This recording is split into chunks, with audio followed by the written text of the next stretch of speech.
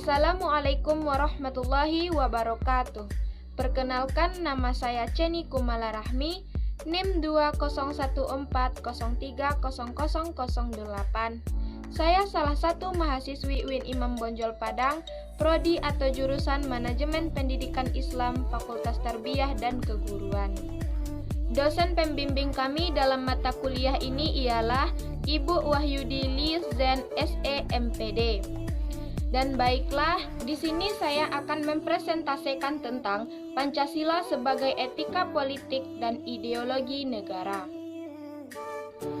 Dan materi pokok yang akan saya jelaskan ialah mendeskripsikan berbagai sistem etika politik dan ideologi-ideologi besar dunia. Dan kita masuk ke dalam poin yang pertama, yaitu etika politik.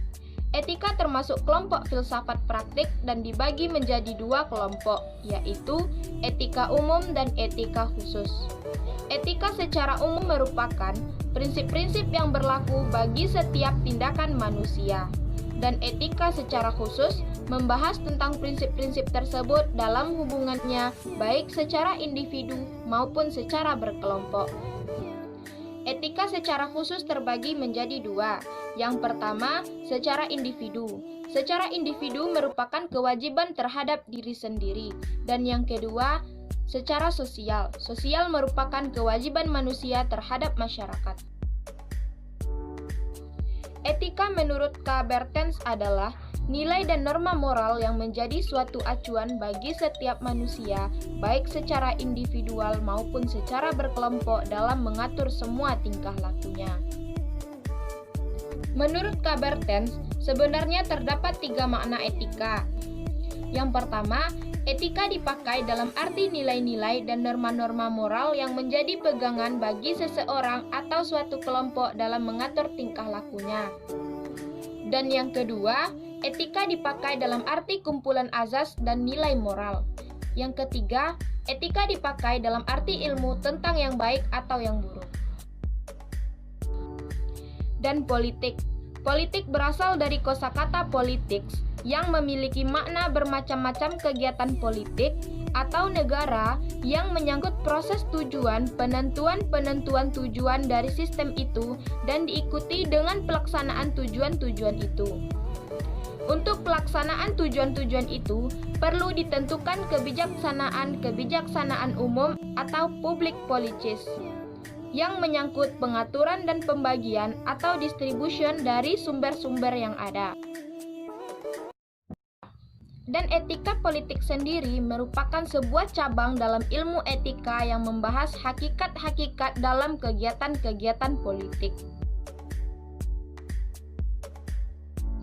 Etika politik ini sangat penting dikarenakan mempertanyakan hakikat manusia sebagai makhluk sosial dan mempertanyakan atas dasar apa sebuah norma digunakan untuk mengontrol perilaku politik. Etika politik ini menelusuri batas-batas ilmu politik, kajian ideologi, asas-asas dalam ilmu hukum, peraturan-peraturan ketatanegaraan, dan kondisi psikologis manusia sampai ke titik terdalam dari manusia, melalui pengalaman terhadap perilaku sikap, keputusan, aksi, dan kebijakan politik. Dalam penerapan etika politik Pancasila di Indonesia, tentunya mempunyai beberapa kendala, yaitu salah satunya etika politik terjebak menjadi sebuah ideologi sendiri. Ketika seseorang mengkritik sebuah ideologi, ia pasti akan mencari kelemahan-kelemahan dan kekurangannya, baik secara konseptual maupun praktis. Sehingga muncul sebuah keyakinan bahwa etika politik menjadi satu-satunya cara yang efektif dan efisien dalam mengkritik ideologi, sehingga etika politik menjadi sebuah ideologi tersendiri. Dan kita masuk ke dalam poin yang kedua, yaitu ideologi. Ideologi dalam bahasa Yunani berasal dari kata idea dan logos. Idea mengandung arti mengetahui pikiran serta melihat dengan budi. Adapun logos mengandung arti gagasan, pemahaman, pendapat, atau pengalaman. Istilah ideologi dicetuskan oleh Anthony de Stoltracci pada tahun 1757 sampai 1836, seorang ahli filsafat Prancis. Menurutnya, ideologi merupakan cabang filsafat yang disebut juga dengan science des idées atau sains tentang ide. Pada tahun 1796, ia mendefinisikan ideologi sebagai ilmu tentang pikiran manusia yang mampu menunjukkan jalan yang benar menuju masa depan. Macam-macam ideologi besar dunia. Yang pertama yaitu konservatisme. Konservatisme ialah sebuah filsafat politik yang mendukung nilai-nilai tradisional. Yang kedua, komunisme. Komunisme adalah paham yang mendahulukan kepentingan umum di atas kepentingan pribadi dan golongan. Yang ketiga yaitu liberalisme. Liberalisme atau liberal adalah sebuah ideologi, pandangan filsafat, dan tradisi politik yang didasarkan pada pemahaman bahwa kebebasan adalah nilai politik yang paling utama.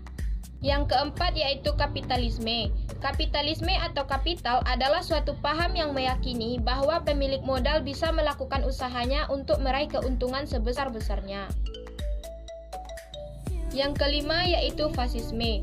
Fasisme merupakan sebuah paham politik yang mengagungkan kekuasaan absolut tanpa demokrasi. Yang keenam yaitu sosialisme. Sosialisme atau sosialis adalah paham yang bertujuan membentuk negara kemakmuran dengan usaha kolektif dan produktif yang membatasi milik perseorangan. Yang ketujuh adalah anarkisme. Anarkisme yaitu suatu paham yang mempercayai bahwa segala bentuk negara pemerintahan dengan kekuasaannya adalah lembaga-lembaga yang menumbuh suburkan penindasan terhadap kehidupan. Yang kedelapan yaitu demokrasi Islam. Demokrasi Islam adalah ideologi politik yang bertujuan untuk menerapkan prinsip-prinsip agama Islam ke dalam kebijakan publik. Yang kesembilan yaitu demokrasi Kristen. Demokrasi Kristen adalah ideologi politik yang bertujuan untuk menerapkan prinsip-prinsip agama Kristen ke dalam kebijakan publik. Yang ke-10 ialah demokrasi sosial. Demokrasi sosial adalah sebuah paham politik yang sering disebut sebagai kiri atau kiri moderat yang muncul pada akhir abad ke-19 berasal dari gerakan sosialisme. Yang ke-11 yaitu feminisme. Feminisme adalah sebuah gerakan perempuan yang menuntut emansipasi atau kesamaan dan keadilan hak dengan pria. Yang ke-12 yaitu gaullisme. Gaullisme adalah ideologi politik Prancis yang didasari pada pemikiran dan tindakan Charles de Gaulle. Yang ke-13 yaitu Luxemburgisme. Luxemburgisme adalah paham teori Marxis dan komunisme secara spesifik revolusioner berdasarkan tulisan-tulisan dari Rosa Luxemburg. Yang ke-14 adalah Nazisme. Nazisme atau secara resmi nasional sosialisme merujuk pada sebuah ideologi totalitarian partai Nazi. Yang ke-15 ialah Islamisme. Islamisme adalah sebuah paham yang pertama kali dicetuskan oleh Jamaluddin Afghani atau Sayyid Muhammad bin Safar 838 sampai 1897. Umumnya dikenal sebagai Sayyid Al-Jamal.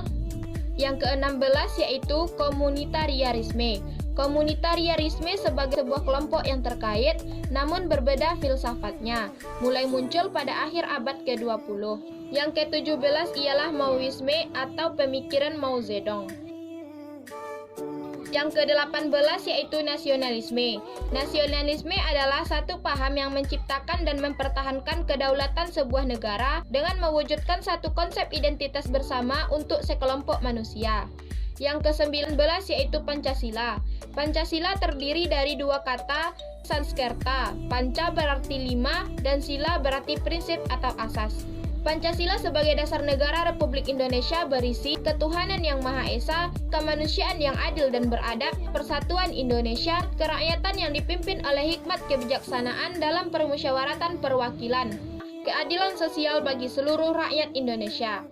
Yang ke-20 yaitu Stalinisme. Stalinisme adalah sistem ideologi politik dari Uni Soviet di bawah kepemimpinan Joseph Stalin yang memimpin Uni Soviet pada tahun 1929 sampai dengan tahun 1953. Baiklah, mungkin hanya itu yang dapat saya sampaikan. Terlebih dan kurang saya mohon maaf. Akhirul kalam, subhanakallahumma wa bihamdika asyhadu an la ilaha illa anta astaghfiruka wa atubu ilaik. Wassalamualaikum warahmatullahi wabarakatuh.